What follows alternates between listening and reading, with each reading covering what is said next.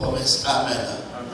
Eh bien, nous parlons de la destinée. Aujourd'hui, je vais parler des ennemis de la destinée. Dites après moi, ennemis de la destinée. Les ennemis de la destinée. Nous avons déjà prouvé parler de plusieurs manières. Nous avons dit que la destinée a un seul auteur. L'auteur de la destinée, c'est Dieu. Personne ne connaît la destinée de personne. Donc, seul Dieu connaît la destinée de tout un chacun. Et la destinée ultime de tout un chacun, c'est ressembler à Christ. Et l'élément important de la destinée, l'élément le plus important, c'est la mission. Nous existons sur la terre pour une mission. Nous ne sommes pas des vagabonds sur la terre, nous ne sommes pas des passagers sur la terre. Nous existons sur la terre pour accomplir une mission. Jérémie entra dans le monde, Dieu lui a dit, je sais pourquoi tu es là, Jérémie. Alors que tu n'étais pas encore conçu. Hein? Je te connaissais, Jérémie, je te connaissais. Alors que tu n'étais pas encore sorti du ventre de ta mère, je t'avais établi prophète des nations.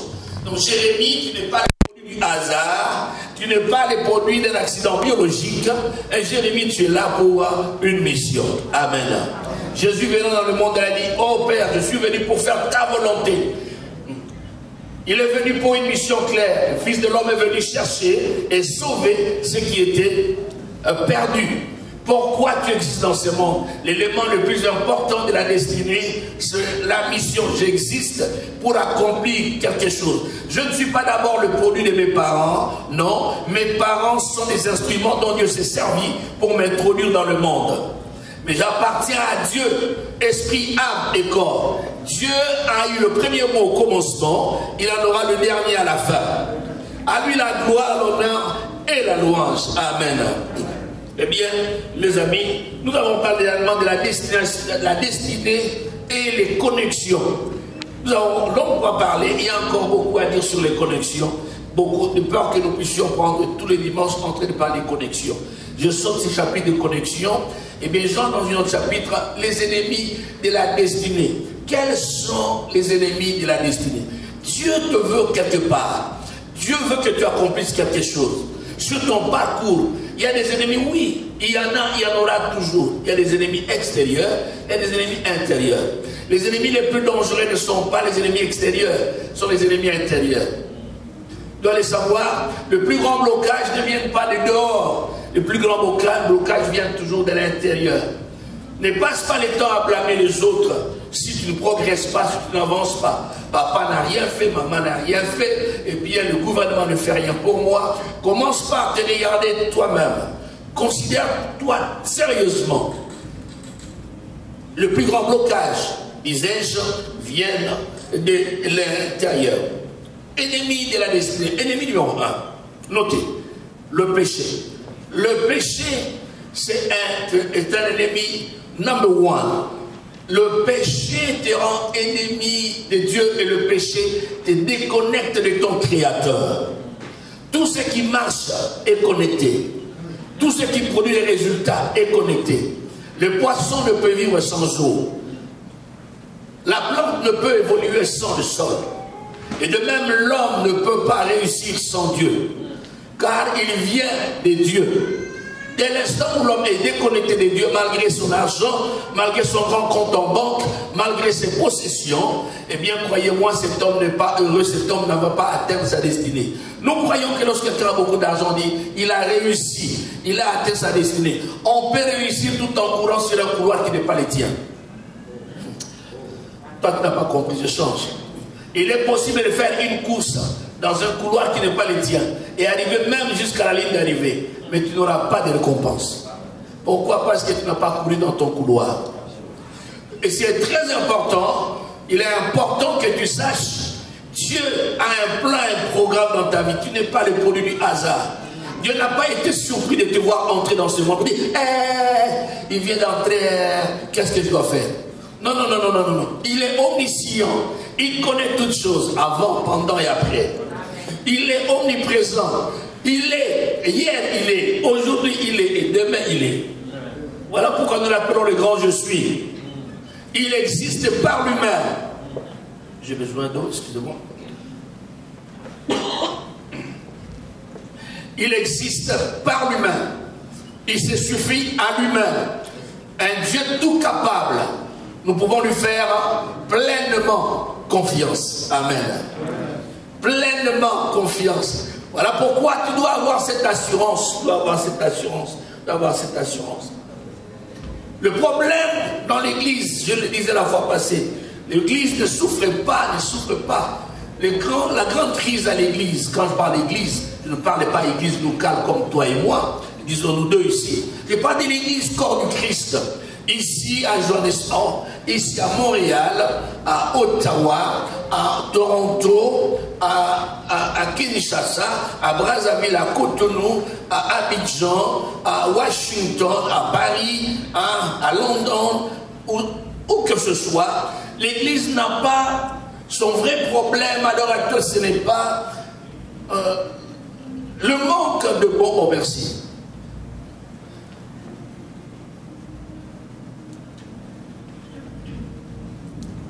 C'est bon, merci. Ce n'est pas le manque de bons messages, non. Ce n'est pas le manque de bons messages. Ce n'est pas le manque des enseignements riches, non. La grande crise à l'église, ce n'est pas le manque de nouvelles révélations. Au fait, on n'a même pas besoin de nouvelles révélations. La grande crise, c'est l'incapacité de se remémorer tout ce que le Seigneur nous a dit et pouvoir les appliquer.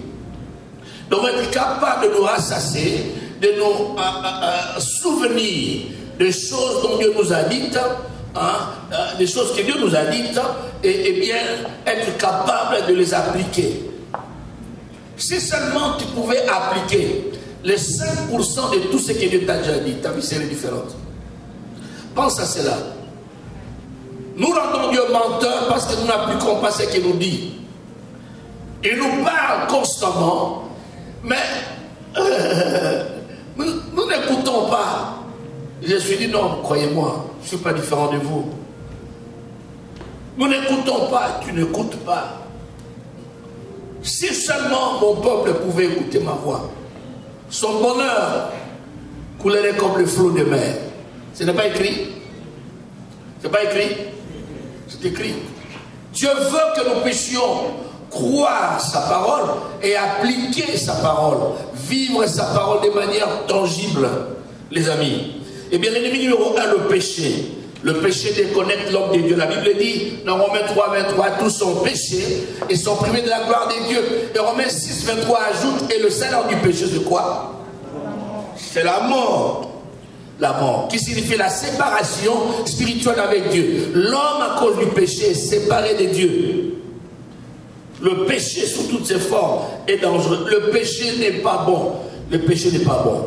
Le péché n'est pas bon. Te sort de la voie de Dieu, te sort de ta destinée. Tu vas te trouver quelque part, mais tu n'es pas. Méfiez-vous du bonheur apparent. Méfiez-vous. Derrière les apparences, il y a la vraie réalité. L'apparence ne révèle toujours pas ce qui se passe là derrière. Il est bien, quelle belle voiture, quel costume, oh là là, quelle belle maison, quelle grande maison. Il est bien, c'est toi qui dis qu'il est bien. Il y a un proverbe chez nous qui dit, une chambre où tu ne dors pas, tu ne connais pas là où ça soit, n'est-ce pas? Méfiez-vous de ces fausses apparences. Le vrai bonheur n'a qu'un seul nom, Jésus-Christ. Je disais, le bonheur n'a qu'un seul nom, Jésus-Christ. Pour toi qui le crois, dis amen et bien encore une fois. C'est ça la vraie source du bonheur. Jésus-Christ. Eh bien, Jésus-Christ. Eh bien, Jésus-Christ. Le péché. Eh bien, le péché sous toute forme. Je vous conduis dans un texte là, dans le livre de 1 Corinthiens, chapitre 10. Dieu a un programme pour Israël. 1 Corinthiens, chapitre 10. À partir du verset 5.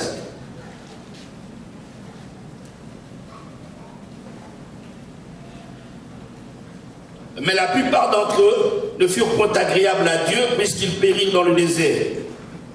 Or ces choses sont arrivées pour nous servir d'exemple, afin que nous n'ayons pas de mauvais désirs comme ils en ont eu. Ne devenez point idolâtres comme quelques-uns d'eux, selon qu'il est écrit, le peuple s'assit pour manger et pour boire, puis ils se levèrent pour se divertir. Ne nous livrons point à l'impudicité comme quelques-uns, ça, comme quelques-uns d'eux s'y livrèrent, de sorte qu'il en tomba 23 000 en un seul jour. Ne tentons point le Seigneur comme les tentés à quelques-uns d'eux, qui périrent par les serpents. Ne murmurez point comme murmurèrent quelques-uns d'eux, qui périrent par l'exterminateur. Ces choses leur sont arrivées pour servir d'exemple.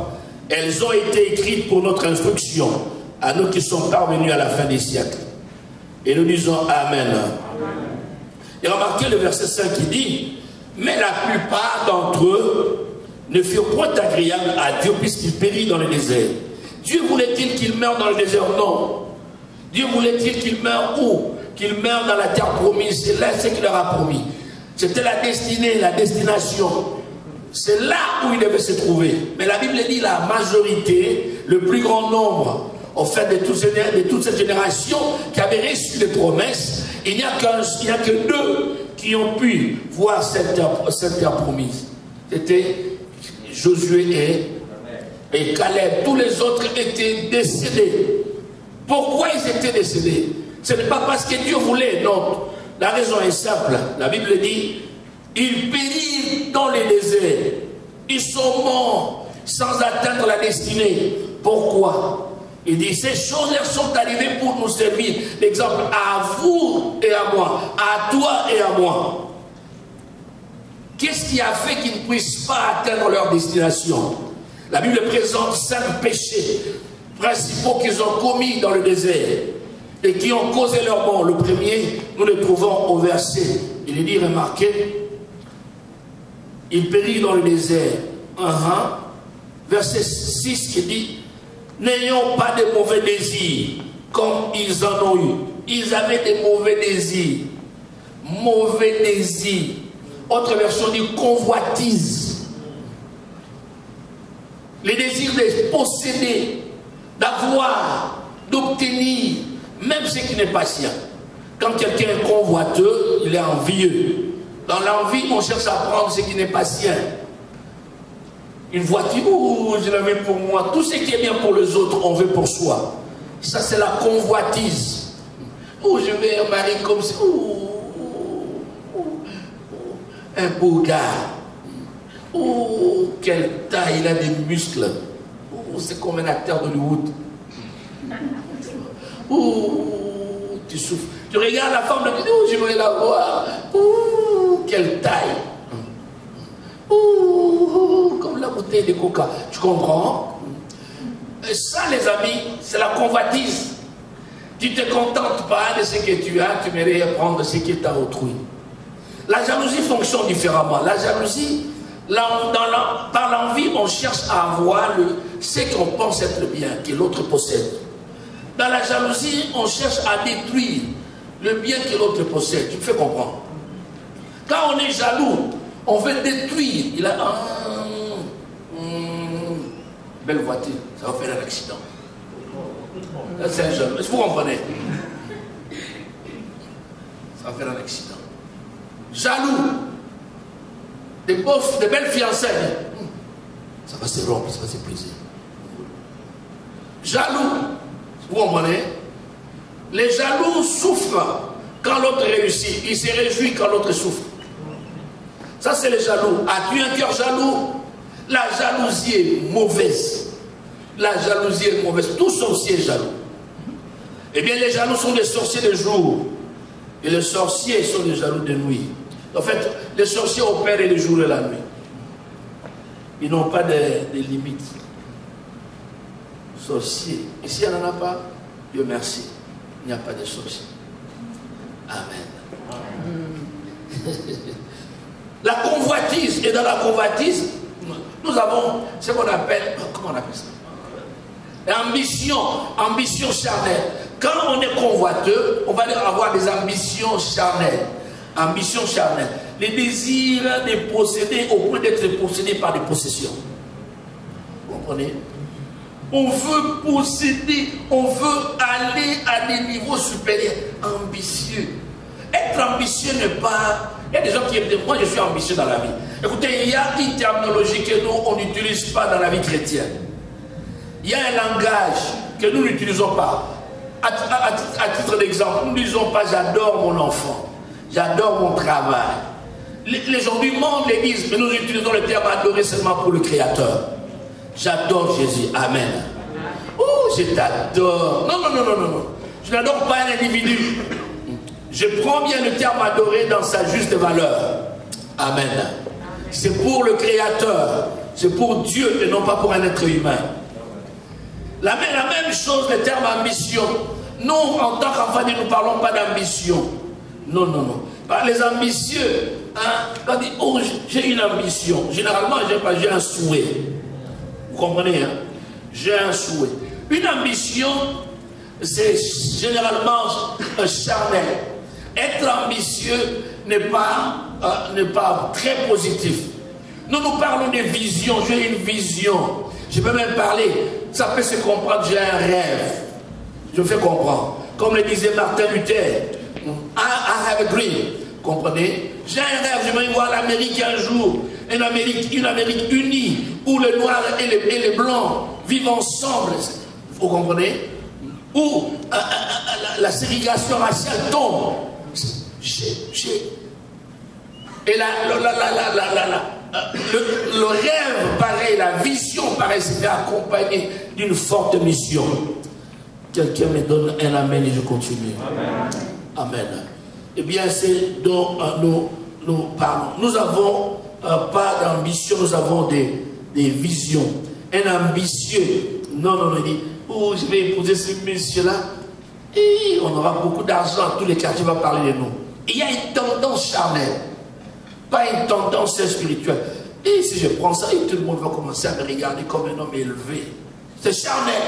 Mais quand on a la vision, suite à une mission, c'est une passion, on ne se cherche pas, on ne cherche pas à devenir quelque chose, mais on cherche à bénir les autres.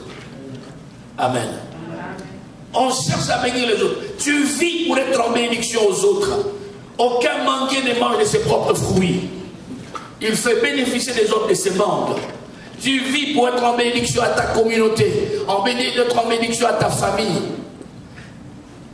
Tu ne vis pas pour toi-même. Et le bonheur commence là, quand on recherche le bonheur des autres, quand on sème pour que les autres soient heureux. C'est là où commence le bonheur. Quand on cherche la promotion des autres, l'élévation des autres, c'est là où le vrai bonheur commence.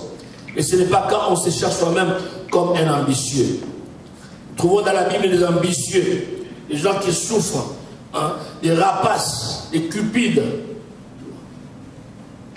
comme le fils prodigue, un ambitieux. Il laisse ses gomme, il va chez son père, il dit, papa, donne-moi les biens qui me reviennent, donne-moi mon héritage. Mais papa est en vie, jeune homme. Les grands frères n'ont pas encore hérité, jeune homme. Écoute, sois calme. Il est allé, il dit, papa, donne-moi mes biens. Donne-moi, Dieu ne m'avait pas. On lui a donné ses biens, il est parti. Un véritable ambitieux. Et étant parti, il a dilapidé tout ce qu'il avait, il a gaspillé, il a tout perdu. Il s'est retrouvé main vide. Et Dieu merci, il est revenu vers son Père. Si tu t'es égaré, si tu as un péché, la bonne nouvelle est que tu peux revenir. Tu as encore une place dans le cœur du Père. Ce Père-là, à distance, pouvait regarder et voir. Il regardait son fils qui était parti. Probablement, chaque matin, il s'est levé et se disait, est-ce que mon fils va revenir un jour? Est-ce que mon fils va revenir un jour? Voilà un jour, le fils revient. Papa a ouvert ses bras, l'a accueilli. Amen. Dieu t'attend. Peu importe les avortements commis, peu importe le nombre de crimes accomplis, Dieu t'attend, il t'aime. Peu importe les fautes commises, il t'aime. Le sang de Jésus est capable pour te laver, te nettoyer, te purifier de toute iniquité. Amen. Et ce garçon eût été le retour, il serait perdu. Il aurait perdu sa destinée. Absalom, un ambitieux qui veut devenir roi à la place de son père. Très pressé. Les ambitieux sont toujours pressés. Et Proverbe 19, verset 2 nous dit, celui qui précipite ses pas tombe dans la fosse. La précipitation n'est pas un fruit de l'esprit. Être pressé n'est pas un fruit du Saint-Esprit. Quand on est pressé, eh bien, on est anti-patience. On finira par en payer le prix et de façon triste. Ne sois jamais pressé, ne te compare pas aux autres. Tu es une pièce unique et originale. Amen. Les jeunes gens souvent sont pressés. On voit des jeunes gens aujourd'hui, surtout avec l'Internet, ils veulent qu'on les sache qu'ils sont hommes de Dieu. Quand vous lisez vos Bibles, vous ne verrez jamais un homme appelé homme de Dieu dans le Nouveau Testament. En fait, je ne sais pas. Bon, je n'irai pas entrer là-dedans, ce n'est pas mon enseignement. Eh bien, homme de Dieu, tout le monde dit homme de Dieu, homme de Dieu. Il y a un jeune homme là un ami m'appelle, un ami qui est un véritable apôtre. Il a eu un doctorat en théologie, un homme de Dieu très sérieux. Il a plusieurs églises. Il m'appelle, il dit, mais oui, est-ce que tu connais tel pasteur? Moi, il dit non. Il a dit, mais non, toi tu dois connaître. Il a dit, moi je ne le connais pas. Il dit, pourquoi? Il a dit, il est dans mon territoire. Il dit, c'est un jeune homme là qui doit avoir à peu près 25 ans, 26 ans. Il est prophète apôtre. Alors il dit, il est venu il veut former les pasteurs. Et il a besoin qu'on puisse organiser des réunions parce qu'il a des enseignements à donner aux pasteurs. Et pas aux pasteurs, c'est comme aux pasteurs titulaires. Il dit, mais il est tellement sûr de lui. Il dit, ce jeune homme m'énerve. Je me dis, peut-être il est sérieux, je vais te demander. Non, je ne connais pas. Moi, il dit, mais dis-moi, il a dit, mais à 24 h 25, pourquoi il est pressé comme ça? L'Internet est en train de détruire aujourd'hui. Prends ton temps, jeune homme. Un vieillard a dit, le chemin par lequel les jeunes gens, la route où courent les jeunes gens, eh bien cette route, elle est bien connue par les vieillards. Les jeunes gens peuvent y courir, mais ils n'en connaissent pas les détails. C'est pourquoi il est toujours important d'être accompagné de ceux qui sont plus vieux. La Bible parle de Pierre et Jean. Ils ont travaillé ensemble. Un miracle s'est accompli au temple appelé la Belle. Amen. Il est temps que les gens ne puissent pas se gêner des pierres et que les pierres ne se gênent pas des gens. Et qu'ensemble, qu'ils marchent et qu'ils voient des grandes choses se réaliser. Je parle de l'ambition, des ambitions charnelles. Ne pas des ambitions démesurées. Ambition charnelle. Ne pense pas que tu dépasses les autres, que tu es meilleur que les autres. Non, pas du tout. Chacun de nous est fort dans un domaine, il est limité quelque part. Nous devons apprendre à accepter nos limitations. Oh là, oh Seigneur. Eh bien, caractéristique des ambitieux, je disais, ils sont pressés, ils sont prétentieux, arrogants. Les ambitieux, généralement, ont une grande bouche. Eh bien, ils sont résistants au conseil. Les ambitieux sont imperméables au conseil. Eh bien, je disais le péché, on peut aller dans plusieurs péchés. L'adultère, n'en parlons pas. L'impudicité, n'en parlons pas. Un péché terrible. La Bible dit, tout péché, tout autre péché qu'un homme commet hors du corps. Mais celui qui se livre à l'impudicité, 1 Corinthiens 6, 18. Celui qui se livre à l'impudicité pêche contre son propre corps. Mais aujourd'hui, l'impudicité est devenue monnaie courante. Les jeunes gens, avant d'être mariés, ils couchent ensemble. Les fiancés, ils sont mariés avant d'être mariés. Quand on les marie, mais vous êtes en retard, ils ont été déjà mariés. Ils ont une longueur d'avance. Hier, nous disions à nos jeunes filles, le meilleur cadeau que tu puisses offrir à ton mari, c'est ta virginité. Mais aujourd'hui, la virginité est démodée. On disait aux jeunes gens, le meilleur cadeau que tu puisses offrir à ta femme, c'est ton inexpérience. Mais aujourd'hui, tous sont expérimentés, au style Hollywood. Que Dieu puisse nous aider. Que cela ne soit pas le cas parmi nous, au sanctuaire. Quelqu'un peut dire Amen. Quelqu'un peut dire Amen. Que les fiançailles soient des véritables fiançailles et non pas des fausses fiançailles, des mariés hypocrites. 2, je disais le péché. 2, la mauvaise connexion. Toute mauvaise connexion va te détruire, ne va pas t'aider à pouvoir achever, à accomplir ta destinée. Si tu es mal connecté, eh bien, au travail, à l'école, à l'église, où que cela soit, tu ne pourras pas aller là où Dieu voulait que tu ailles. Une connexion qui nécessite une grande attention, c'est le mariage. Le mariage, un mariage raté est un avant-goût de l'enfer sur la terre.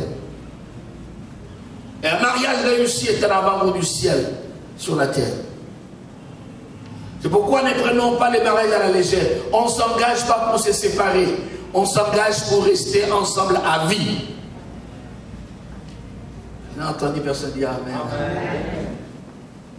Je peux avoir un Amen plus fort. Amen. Voilà pourquoi on s'engage. Eh bien, tu peux être une bonne personne, même te marier à une personne qui est bonne. Mais ce n'est pas la personne qui devait être ton mari ou bien ta femme. J'aimais une fille, j'étais fiancé à la fille, je m'étais même présenté à la famille, j'avais présenté la dot. Eh bien, dans cette famille-là, tout le monde m'aimait. Et les parents voulaient même m'envoyer en Europe, beaucoup d'années en arrière. Les parents me disaient, nous t'aimons au veille. Trouvons que tu es un jeune homme sérieux, et tu es sérieux, mais nous aimerions que tu puisses avancer dans tes études. Et pourquoi ne pas rejoindre de tes beaux frères qui sont en Europe? La famille avait beaucoup d'argent. Un jour, j'ai rencontré une fille qui était prophétesse. Chaque fois, je ne sais pas, chaque fois que je vois Josiane, je pense à cette sœur-là. Je ne sais pas pourquoi. Chaque fois que je vois Josiane, je pense à cette sœur-là. Cette sœur-là me dit ceci. Me dit, elle était prophétesse. À l'époque, on n'appelait pas les gens prophétesses. Elle était une sœur très active dans le groupe de prière. Cette sœur avait dit, frère Veille, le Seigneur me montre quelque chose. Tu aimes bien ta chaussure? Il dit, oh, quelle chaussure? Elle dit, mais tu es fiancé? Non, j'ai dit, ouais.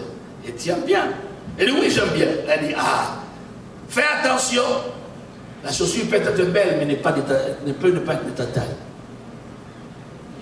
Cette phrase m'a dérangé. Belle chaussure, mais qui n'est pas de ta taille, de ta pointure. Eh bien, tu peux avoir une belle chaussure, si elle n'est pas de ta pointure, crois-moi, tu ne vas pas bien marcher. Une belle chaussure, si elle est trop grande, les pieds vont commencer constamment à sortir. Et jusqu'au moment où j'ai commencé à réfléchir sur mes relations, jusqu'à rompre ces relations. Un jour, j'étais assis dans une fête. Autour d'une table, il y avait plusieurs personnes autour. Et il y avait plusieurs jeunes qui étaient là. C'était à une fête. Cette soeur passait. Elle passait. En fait, elle s'appelait Moyo. Voilà. Alors cette soeur passait. Elle passait. Elle m'a vu. À côté de moi se trouvait une sœur.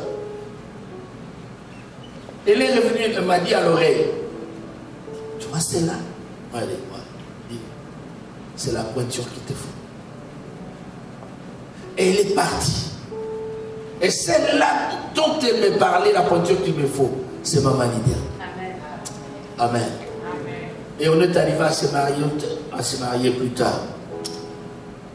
Une mauvaise connexion dans les mariages. Ne commets pas l'erreur d'épouser un homme parce qu'il est riche. Ne commets pas l'erreur d'épouser une personne parce qu'il est intelligent. Elle est intelligente. Épouse une personne dans la volonté de Dieu. Amen. Et crois-moi, Dieu te conduira, Dieu marchera avec toi. Et ensemble, vous accomplirez beaucoup de choses. Amen. Amen. Eh bien, dans la Bible, je vois des gens souffrir. Roboam est devenu roi, il a